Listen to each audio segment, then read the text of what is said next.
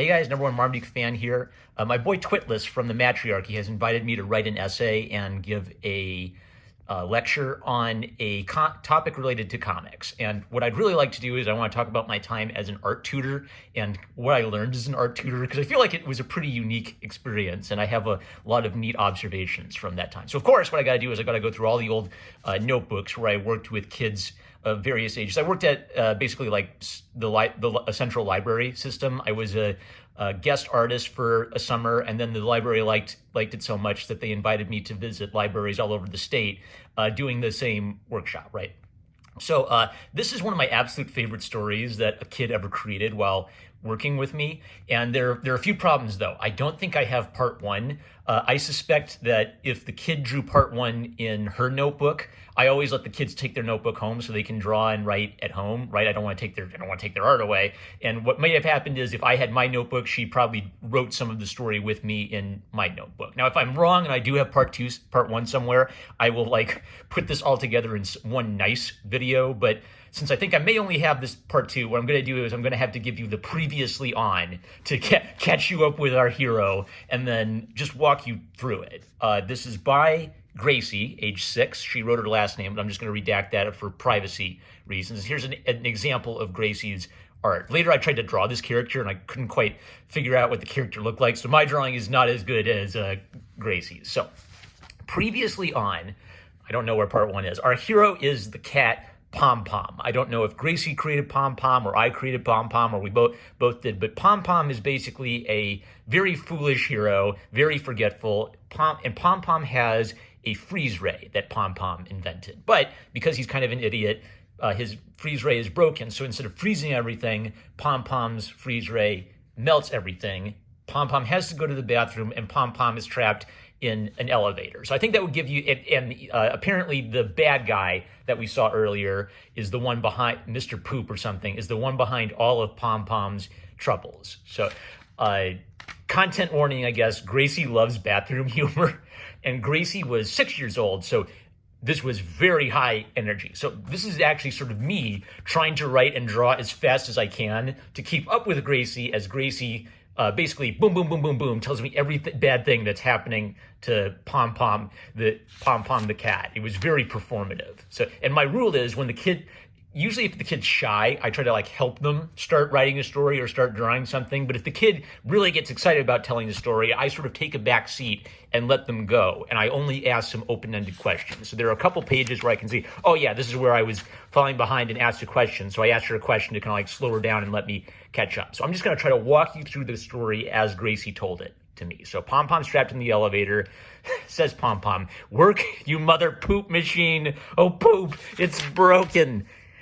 Gracie narrates, he has to push the emergency button. It doesn't work. So he has to use one of his machines to break out. It didn't work. So he breaks out the ceiling and he can climb because cats climb good. And he falls right back down the elevator. Wham! And the ceiling falls over him. Wham! And melts because of that thing he had with him. So remember, he had the freeze ray that's broken, but the freeze ray melts everything. So the metal ceiling falls on him, it hits the freeze ray that melts everything, and the ceiling melts on him. Now he's purple, and he's a boy. His worst favorite color. Back on the elevator. 6 hours later. Work, you mother pooper. And it falls. It's going so fast, it's on fire. Ew!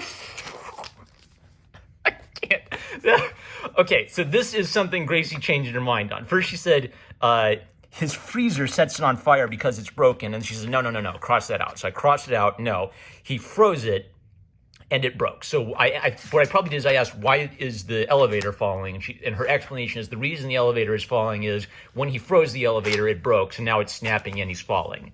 There's a bird in the elevator, which has to go poo, but there is no bathroom. So the booyah, so the bird says booyah and poops on Pom Pom, and then the bird does the booyah dance. I will show you what the booyah dance is. And then Gracie showed me what the booyah dance is. The booyah dance is basically you take both your index fingers and you go boom, boom, and then you spin around and you go boom, boom the other way. So this is the bird doing the booyah dance. While Pom Pom is falling, the bird makes a nest on his head and he has babies on his head. Pom Pom tries to cook the eggs, but the bird says, nuh-uh. Pom Pom falls on his face and says, I knew I should have fixed that elevator. Ugh. Now the bad guy, Mr. Poop with a mustache. Okay, so this was my attempt to draw Mr. Poop with a mustache. Let me show you Mr. Poop with a mustache so you have Gracie's idea of what Mr. Poop with a mustache... Okay, so this is Gracie's idea of what Mr. Poop with a mustache is supposed to look like. Mr. Poop sent the bird to poop on Pom Pom. Pom Pom calls him Mr. Poop. His full name is Mr. Poop with a mustache. Mr. Poop's just his nickname. All the frozen elevator pieces are going to fall on Mr. Poop... Mr. Poop for a mustache. Now, I think this is really disconnected. I'm trying to figure out if this has something logically to do with the yeah, okay, maybe that's the elevator. That's right. So the elevator, remember, is falling so fast it's on fire because Pom Pom broke it, and it's all about to fall on Mr. Poop with a mustache. Wham! So here I think this is clearly a page where I had to pause Gracie for a second and ask her what the heck is going on, and then I tried to take notes on what's going on. The elevator's falling to the bottom floor. The block falls. He wants it to go. I don't know what this is. She was going really fast, so I'm probably just trying to take quick notes. So I'm not quite sure what the logic of the elevator falling is, but I know that Pom Pom says, curse you, elevator, and another bird flies over and poops on him, and Pom Pom says, I'm never getting another elevator. And then a flock of birds flies by and poops on him.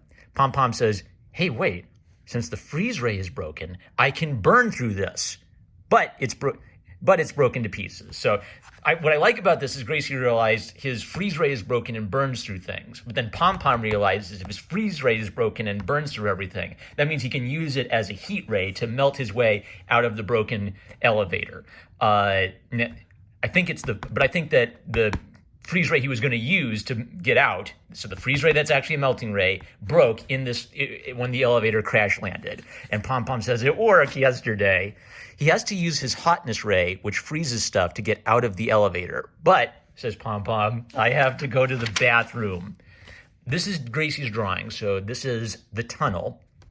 There's my drawing of Mr. Poop with a mustache when I wasn't sure. I didn't know that Mr. Poop with a mustache had a body. I just assumed he was a giant poop with a mustache on him. And then there's my drawing of Pom Pom. He's so mad, he grabs his freeze ray and melts his house. And then he poops in his backyard.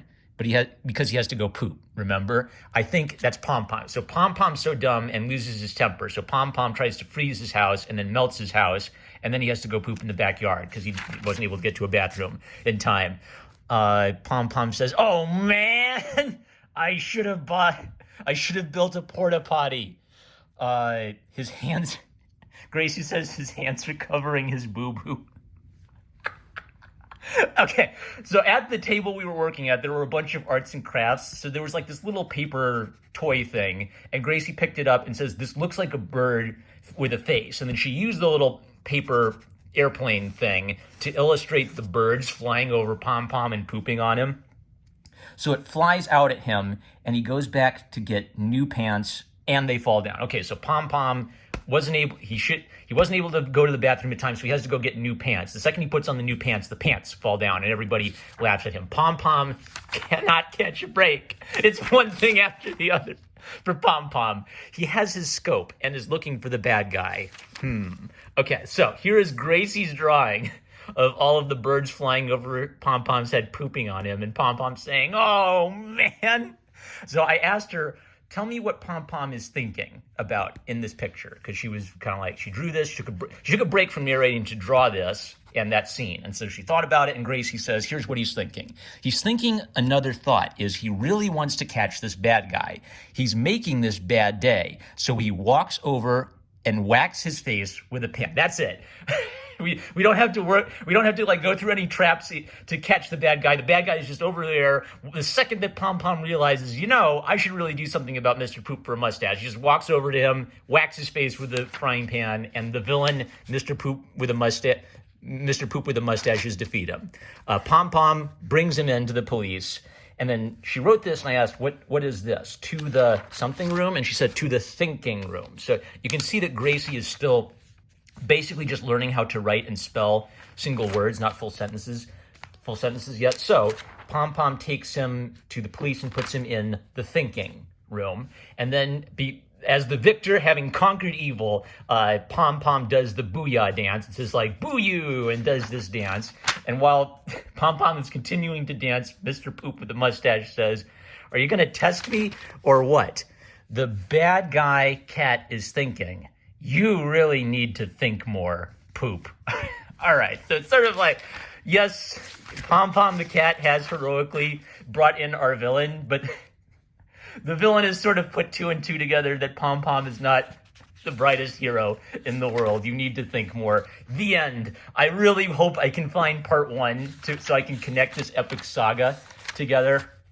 That's the only kid story I have in this particular notebook. Then you can see I have some things on like using index cards, drawing simple people, drawing spirals and doodles, and then I think it's just a whole bunch of my personal notes after that. All right, so that was part two of the adventures of Pom Pom. If I find part one, what I really want to do is I actually want to illustrate. So obviously what I'm doing is I'm just drawing as fast as I can to keep up with a kid who's talking a million miles an hour. I'd really love to do this in kind of like a nice polished style, maybe give Pom Pom a little bit more, I don't know, I'll do my best furry artist impression and draw like a really impressive looking Pom Pom, but I'd like to try to find part one before I do that. All right, that's it. I don't think I'm going to use this one to talk about for my essay on working as a children's tutor, but this is one of my favorites. I'm a number one Marmaduke fan. I love you guys. Catch you later.